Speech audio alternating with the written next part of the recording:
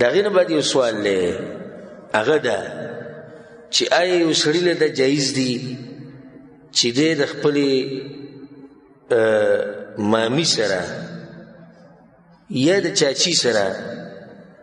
واده وکړي وروسته د دې نه چې ترې مړ شي یا ماما مړ شي؟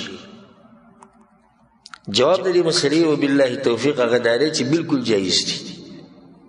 چې یو سړی ماما مړ شي او د دې زنانه عدت ختم شي او بیا سره دی واده وکړي، یا د یو سړي تره مړ شي او بیا دغه ښځه عدت تیر کړي او د هغې نه بعد ورسره دی نکاح وکړي، دا جایز دي لکه څنګه چې دی د ورور ښځه په نکاح باندې علي. د دې بعضو خلکو دا ګمان دی چې د ماما ښځه د تره ښځه د دې مسله بل شان ده او د ورور د ښځې مسله بل شان ده. دا ټول اجنبیات دي. اجنبیات یعنی د هغوی لپاره محرم نه دی. ځکه دا مسله سره یاد ساتئ چې د ماما ښځه چې ده او د تره ښځه دا به پرده کوي د خاوند د دې خورۍ نه او د خاوند د دې رواره نه، ځکه چې دې سره نکاح کیږي. دا وایي زموږ د ماما ښځه ولې داسې ډېرې قصې نه وي شوي، الله دې به موږ پردې راواچي چې د ماما د ښځې سره یې لیڼي شوي دي که نه وي شوي، د تره د ښځې سره یې لیڼي. تره یې وجلی هم دی د دې لپاره، ماما یې وجلی هم دی د دې ښځې لپاره. او چې کله د الله سبحانه وتعالی په شریعت باندې عمل نه کېدو نو دا جاخې ورته جوړېږي. د الله سبحانه وتعالی په شریعت کې خیر او خیر دی. دا بس زموږ د پښتانه وایي بس د چا زړه خراب وي هغه دا خبرې کوي. څه شي زړه خراب وي؟ زړه مه خرابوه چې څه کوې کوه، دغه قصې دې جوړېږي. ماما یې مړ کړو د مامي لپاره او تره یې مړ کړو د هغه د ښځې لپاره او بیا هغه ښځه وله وتښتوله، یا تره یې شتي ښځه یې وله تښتولي، ماما شتي او ښځه یې وله تښتولي والعیاذ بالله. د یو بل سره دوی لیڼ روان او دوی نه دوی ته پردې مه وایه دا خو چې د چا زړه پاک کېږي بس هغه به هر څه کوي. چې زړه یې پاک کړي بس پرېږدول بیا بس پردي سړي به کور ته راننوځي او زړونه یې پاک دي. ولې الله سبحانه وتعالی دا پردې دا مسله موږ ته ښولې ده؟ د دې لپاره نه چې زړه پاک ته کې زړه سخایې، د دې لپاره چې زموږ د شریعت او د معاشرې زموږ د معاشرې او زموږ د قوم او زموږ د مسلمانانو او زموږ د ملکونو او زموږ د علاقو حفاظت وشي. په دې کې خیر دی. یو سړی د خپل ماما د ښځې سره میلاویږي، دوا سلام څنګه یې ښې، هېڅ خبره نه، حدودو کې دننه، او نه چې دی یوازې ځي کور ته ولته پروت دی او په مخه تګ راتګ او ماما یې نشتي او یا شتي خو هلته چې ته مصروفه دی یا د تره کور ته په مخه ورمات دی او دې څه جواز شو؟ ولې؟ دا مسله د بعضو په زړونو کې دا چې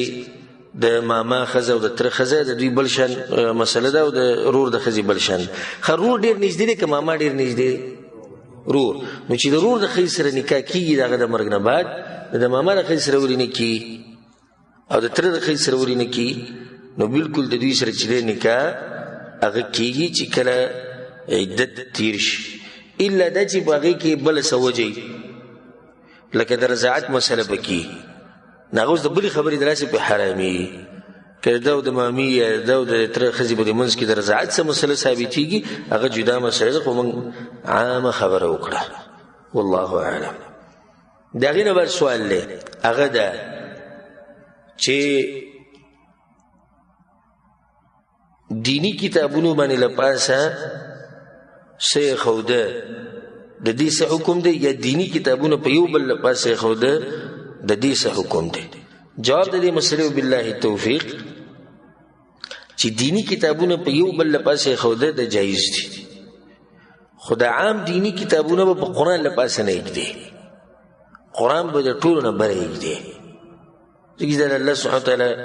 کلام دی او د قرآن احترام او د هغې تعظیم کول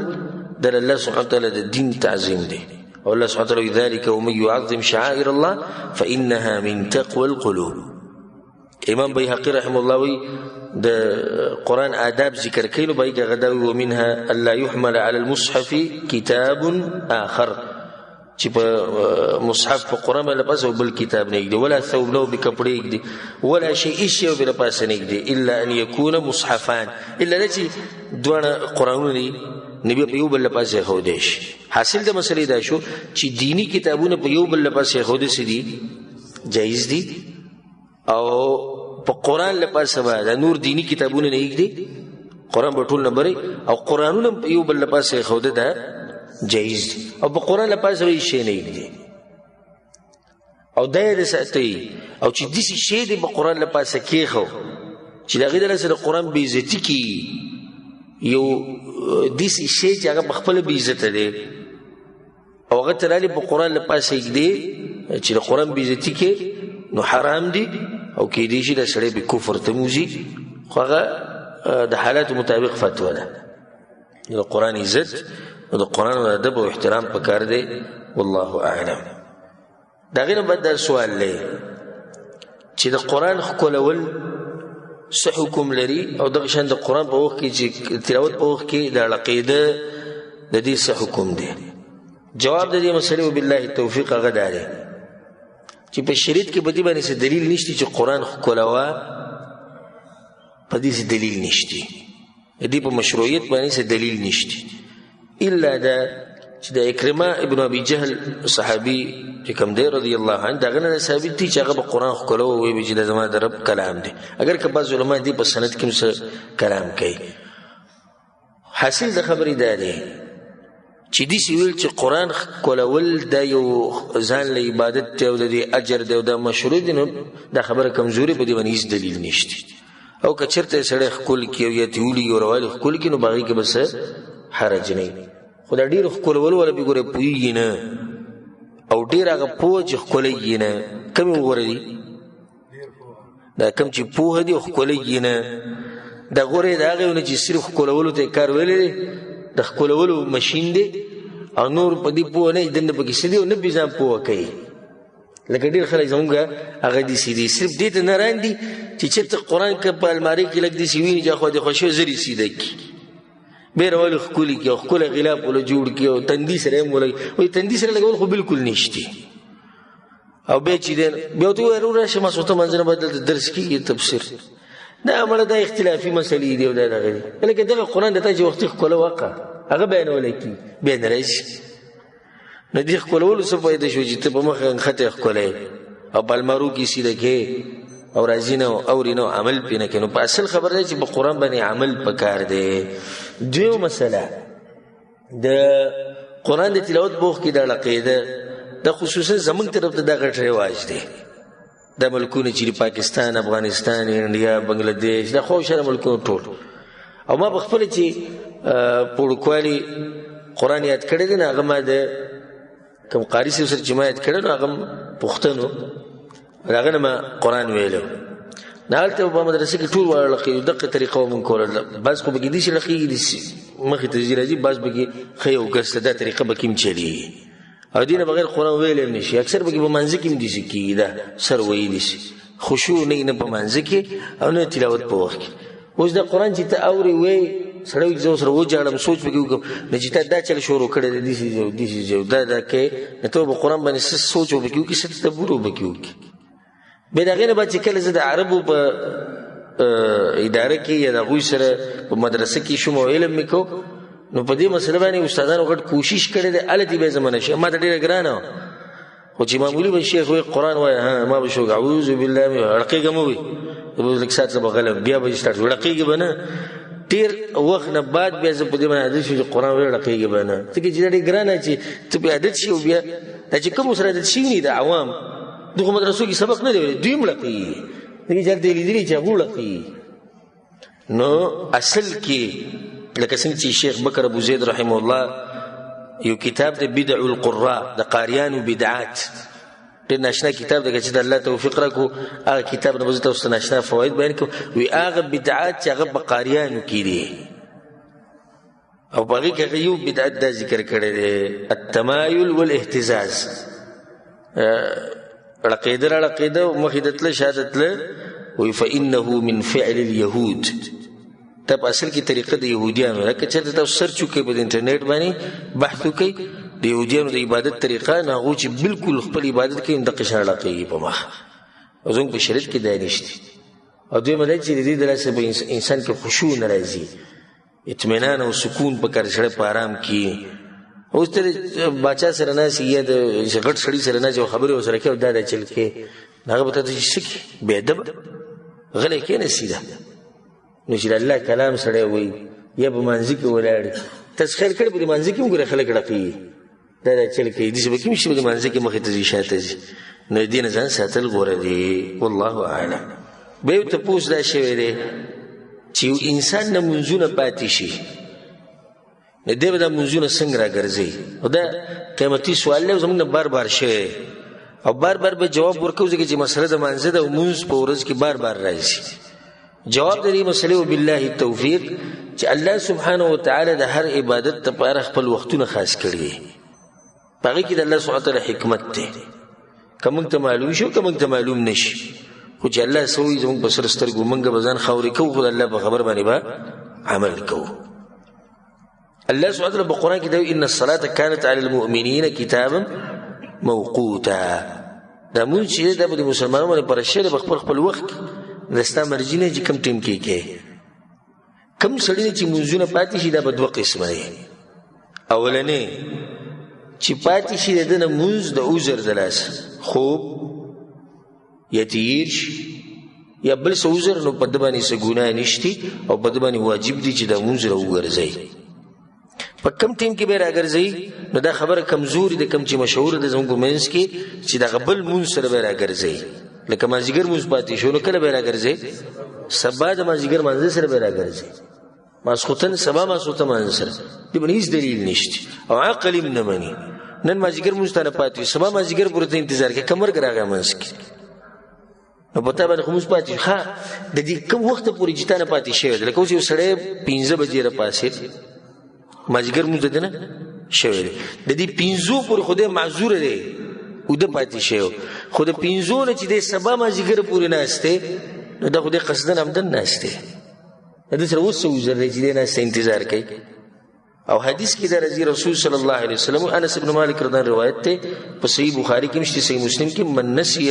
صلات چانه چې مونږ یې شو فليصليها اذا ذكرها، هغه وخت کې دوی کې کله چې وتر آیات شي لا کفاره لها الا ذلك، د دې بل څه کفاره نشته مگر دغه ده. او د امام مسلم په روایت کې سره د زیادت راغله او نام عنها ید ود پاتیش. او روایت کې دا مرضی په صحیح مسلم کې شته رسول الله اذا رقد احدكم عن الصلاه، پتا سوی که څوک پریوته وده شو موبایل په ټیم کړه خلکو ته ویلو ما بره پاسې خو انسان دې پاتې شو ده، او غفل عنها ید غافله پاتې ویر شو چې دماغونه خبره وتی و فليصليها اذا ذكرها، کله چې وتر آیات شي دغه ټیم کې به کوي. ویلی ان الله فان الله عز وجل يقول اقم الصلاه لذكري،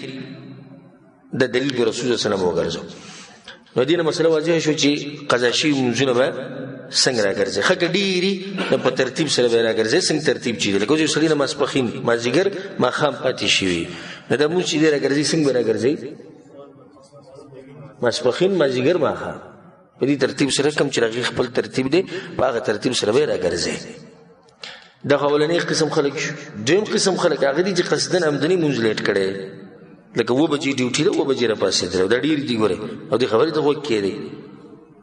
2 بجې ډیوټي ده 2 بجې را پاسېدل نو دا سړی که دا مونځ 1 لاک پیرې راوګرځي الله یې ترېنه قبلوي. د هغه منځ لپاره قضا نشتی کوم چې قصدن عمدن لیټ شي، ځکه چې الله وایي ان الصلاة كانت على المؤمنین کتابا موقوتا. مونځ په خپل خپل وخت دې څنګه کوي. دویمه ده یو سړی معذوري صحیح ده دسره خو عذر نشته.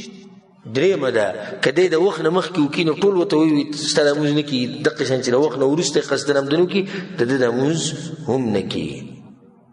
او دا فتوه ده عمر بن خطاب او دغه شان دغه زوی عبدالله او سعد بن ابي وقاص سلمان فارسي عبدالله بن مسعود رضی الله عنهم اجمعین د دغوی فتوا او په تابعینو کې د ډېر علماو دا فتوا او دغه شان شیخ الاسلام تیمیه رحمه الله امام شوکانی او په نن سبا نږدې علماو کې شیخ البانی شیخ ابن باز شیخ ابن عثیمین رحمهم الله جميعا ټول لو بخي دي ټول دغه فتوا ده. چې د کم سړي نه قصدن مونځ پاتې شو لیټې کو نو د دې مونځ قضا نه راګرځي د باندې اوس دا دي چې الله ته دې جړاګانې کوي او توبه دې وباسي الله ته که الله وبخو ده که نه به خود الله کار دی والله اعلم. د هغې نه بعد بل سوال یو ورور کړی دی هغه دا دی چې په بینک کې کار کول دا څنګه دي سودي بینک کې کار کول دا څنګه دي چې یو سړی ورسره صرف ګاډی چلوي. جواب د دې مسلې دا دی چې په بینک کې کار کول او هغه سودي بینک کې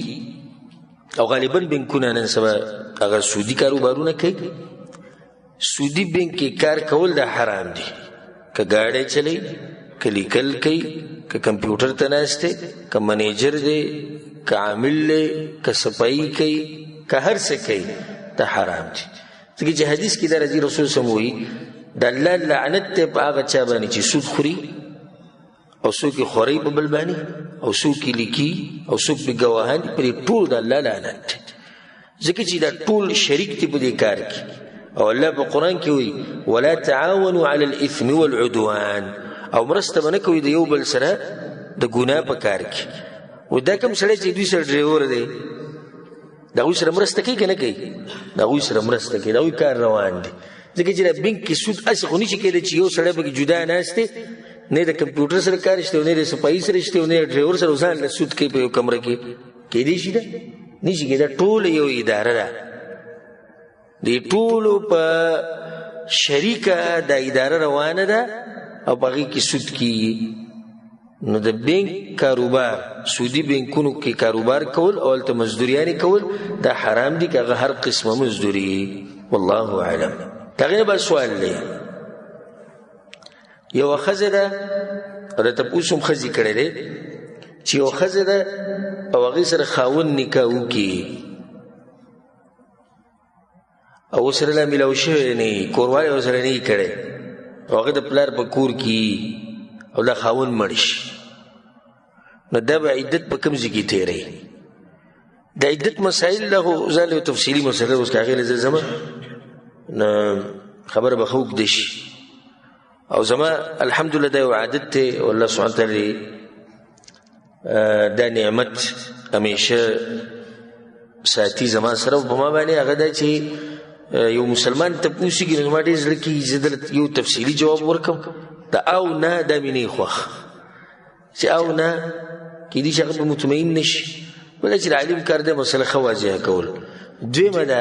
دا مې خوښوي چې په مسله کې ورته مسله بیان کړم نو چې دی ښه موړ شي نورې نوي مسلې به مې زده کړي نو موږ به کوشش کوو که ټیم وي لږ اوږده مسله بیانوو ټیم نه به مختصر به بیانوو سره دلیل انشاءالله. خو د عدت د زنانه چې خاوند یې مړ شي د هغې ځان له مسایل دي. جواب د دې مسلې دا دی چې فرق دی په هغه زنانه کې چې د هغې خاوند مړ شي او هغه زنانه چې خاوند یې طلاقه کړي د دواړو په عدتونو کې فرق دی.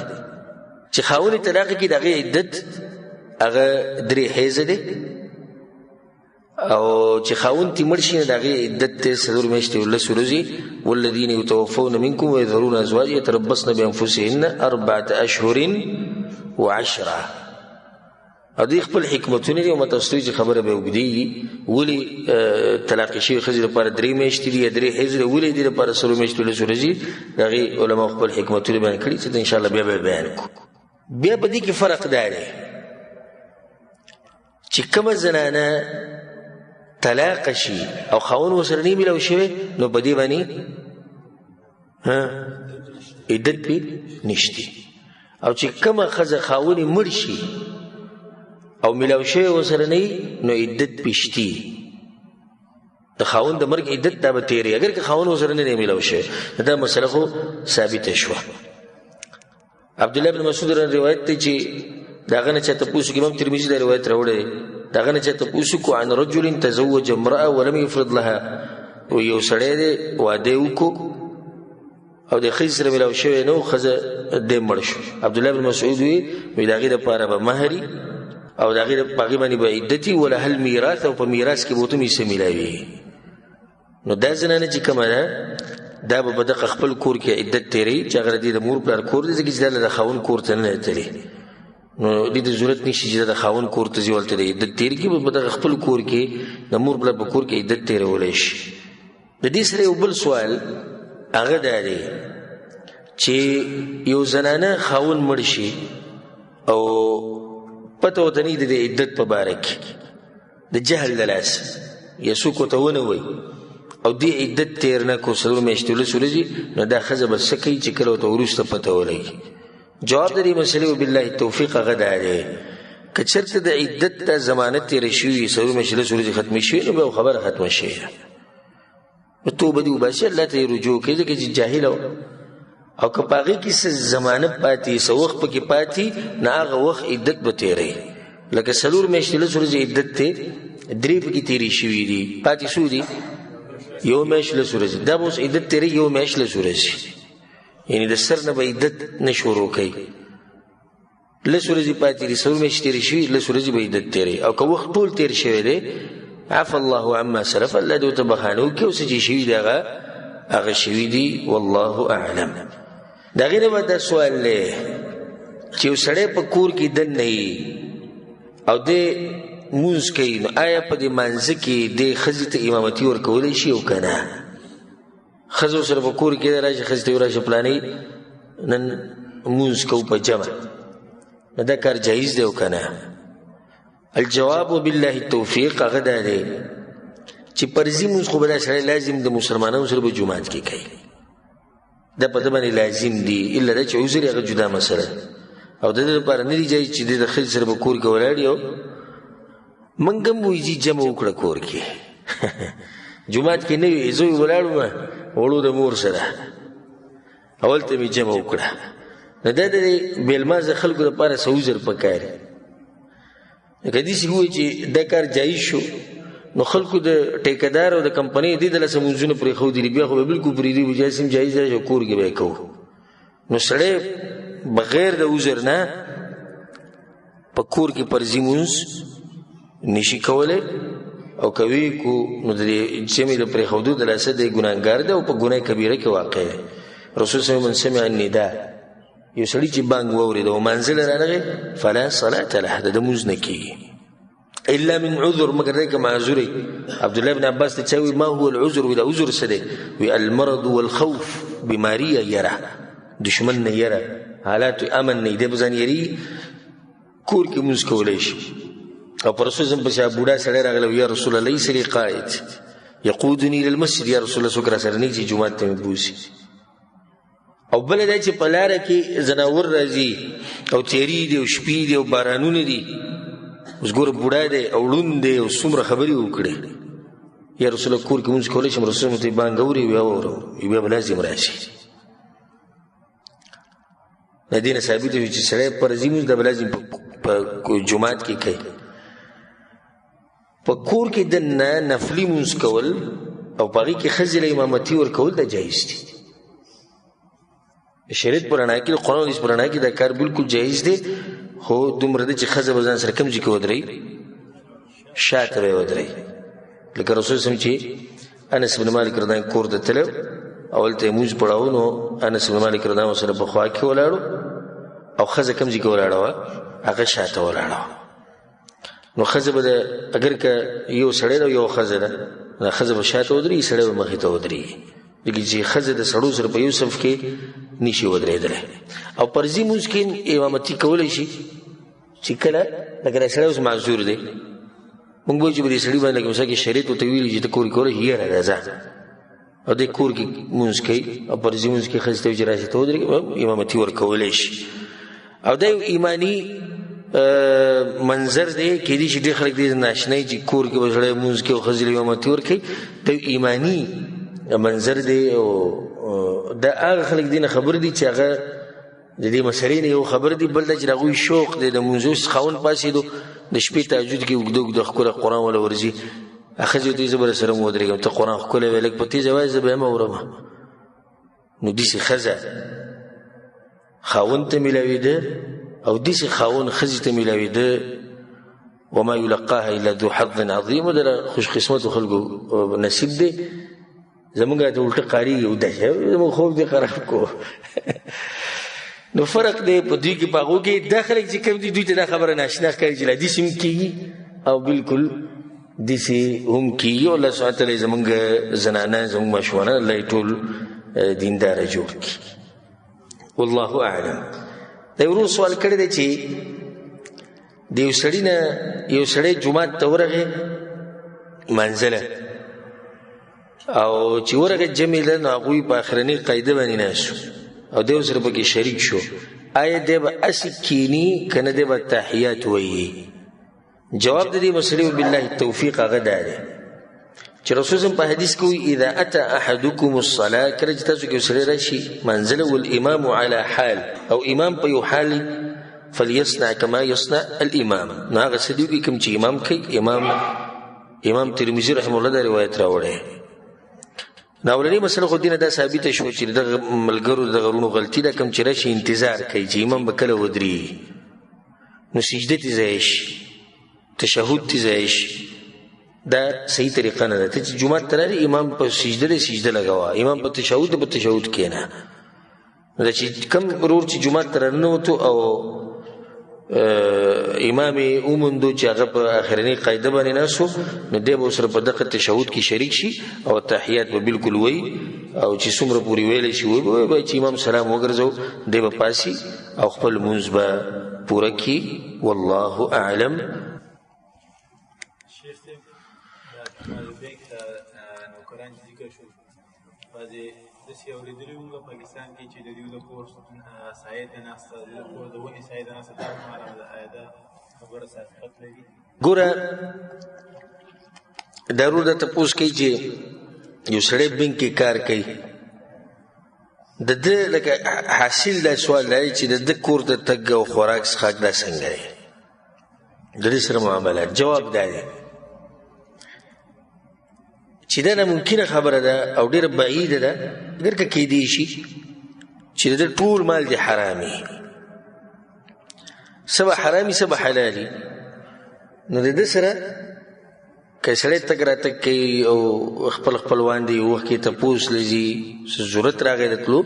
نو تلی شي او په دې نیت چې دا کم مال چې ما د نه وخوړو یا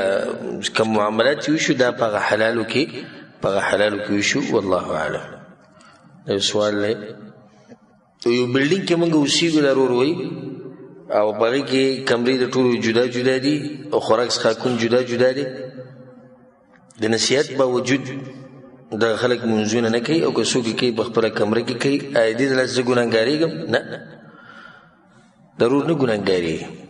بله چې کمره جدا ده خوراک څښاک جدا دی هغوی نه به د هغوی الله تپوس کوي.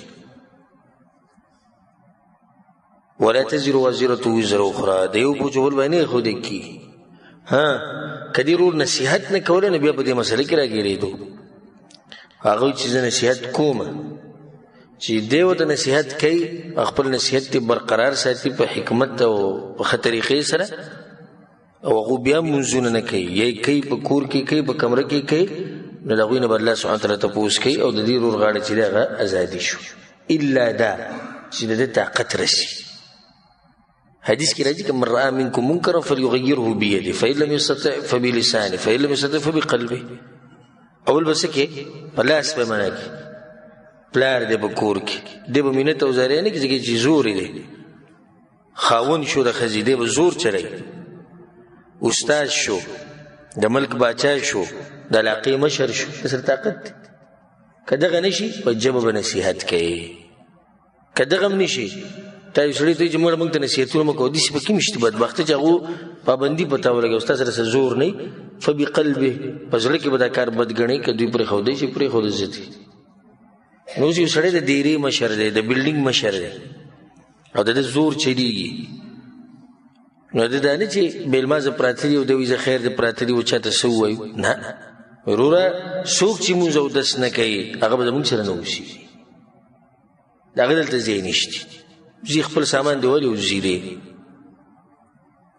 نه که هغه غالب ګمان خدای چې دې د لاسه مونځ اودس شروع کړي که نه کو بس زی به د خپله غاړه ازادي کړه والعلم عند الله.